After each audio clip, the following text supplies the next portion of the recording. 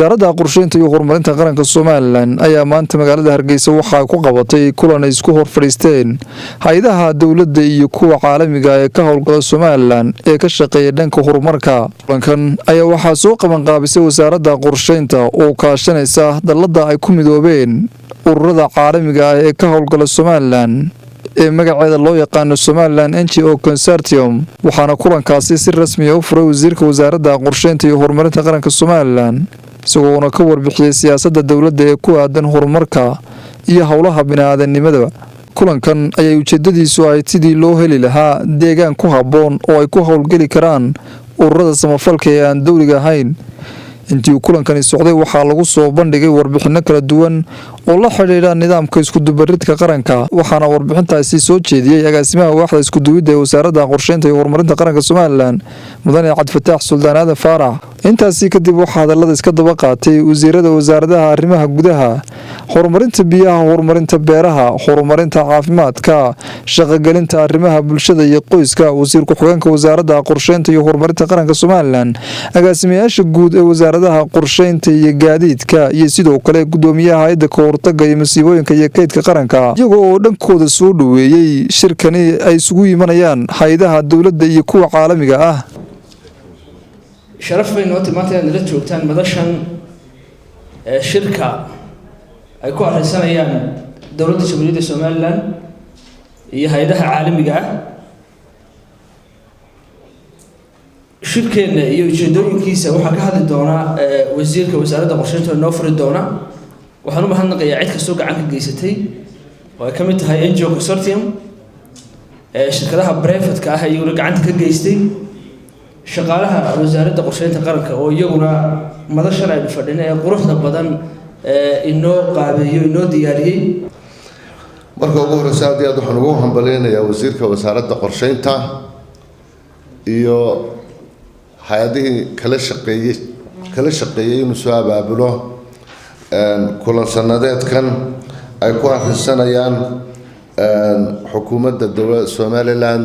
iyo hay'adaha international NGOs-ka ah. aad baan ugu hambaleynayaa. mar labaadka kole wixii tafaasiil waxaynu kaga hadli doonaa panelska soo socda, laakiin guud ahaanta marka ugu horeysa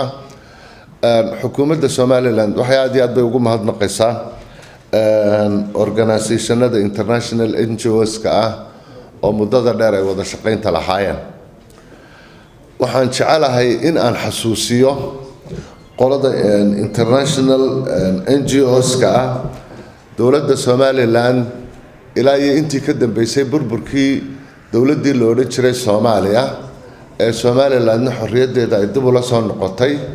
oo laga soo bilaabo 1991kii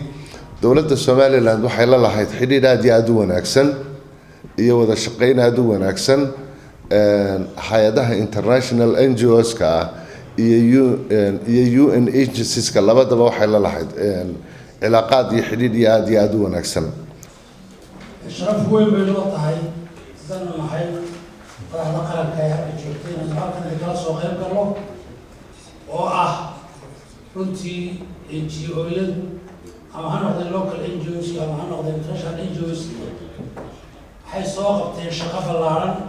ee qarankan usoo qabteen dowladda reer Somaliland. waqti fara badanna way soo shaqeeyeen 20 sannadood oo u dambeeyay. qaar badan way joogeen, qaar badanna way ku soo baxeen. sidaa daraaddeed waxa weeye waxay ku jiraan lafdhabarta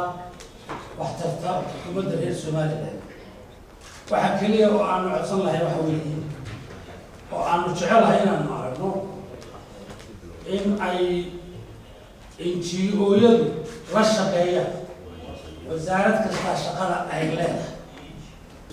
marka ugu horeysa waxay mahadnaqa iyo sharafa in aan ka soo qayb galo shirka sanadaha ee wasaaradda qorsheynta noo aabushay. waxaan u malaynayaa wax kale odhan maayo, waxa weeye waxyaabaha international NGOs ay Somaliland ka qabtaan waxa ugu muhiimsan ama number 1-ka ah social services waxyaaba. marka ugu horeysa waxay mahadnaqa iyo sharafa in aan ka soo qayb galo shirka sanadaha ee wasaaradda qorsheynta noo aabushay. waxaan u malaynayaa wax kale odhan maayo, waxa weeye waxyaabaha international NGOs ay Somaliland qabtaan waxa ugu muhiimsan ama number 1 ka ah social services waxyaabo runtii aad baan ugu faraxsanahay inaan maanta la soo qayb galno shirkan wasiirku sheegay qorsheedu yahay shir sanadeedkii ay ku kulmiyeen hay'adaha iyo golaha wasiirada maanta jooga taasoo aan u fahmay inay tahay sidii loo wada shaqeyn lahaa dowladda Somaliland way soo dhaweynaysaa hay'ad walba Somaliland imanaysa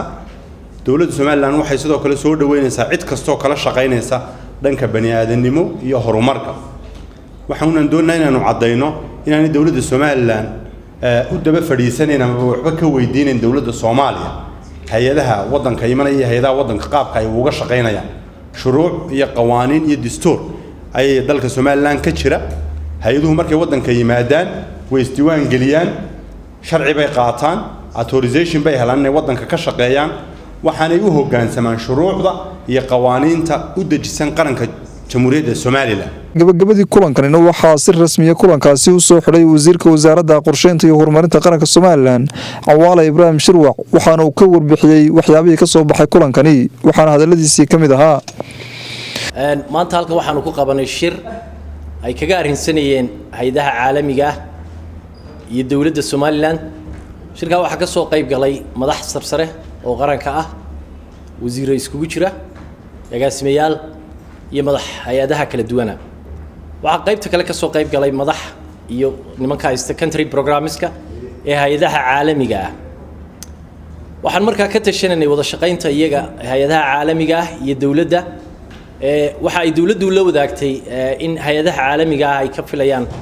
qaababka ay ula shaqeyso dawladda Somaliland ayna u tixgeliso maadaama aan dawlad madax bannaan nahay in hay'adahaasi xafiisyadoodu ay noqdaan xafiisyada ay ku leeyihiin dawladaha kale oo kale oo ay noqdaan xafiisyo u qalma qarannimada Somaliland iyo dadka matalayana ay yihiin dad go'aan gaari kara sidoo kale waxaan dhageysanay iyaga laftigooga cabashooyinkoogii waxaana wada hadallada ka soo baxay in wada shaqayntu sanadka soo socda ay finaan doonto oo intaanu ka sii xana qaadi doono wasaaradda qorsheynta oo soo abaabushay shirkan ama hormoodka ahayd waxa ay hor dhigtay qorshayaasha qaranka mashruuca NDP2 ama qorshaha qaranka ee labaad oo wasaaradda qorsheynta qaranku hadda ay kala furfurtay oo ay soo kala horumarintiisii dhamaystirtay markaana ay ku gubaabisay ama ay ku ka codsatay hay'adaha caalamiga in ay kala shaqeeyaan wasaaradaha sida ay mashaariicda kala loo kala horumariyay waxa kale oo wasaaradda qorsheynta qaranku ay la wadaagtay waxyaabaha ay ku soo kordhisay wasaaradda sida systemyada registration ee online ka ah sida siyaasadaha ay soo saartay wasaaradda qorsheynta qaranka ee sida monitoring and evaluation policy oo dhawaan la ansixin doono marka shirkan si fiican ku dhamaaday dhinacooga waxa ka hadlay madax badan oo organisationada haysta waxaanayna la wadaageen qorshayaashooda soo socda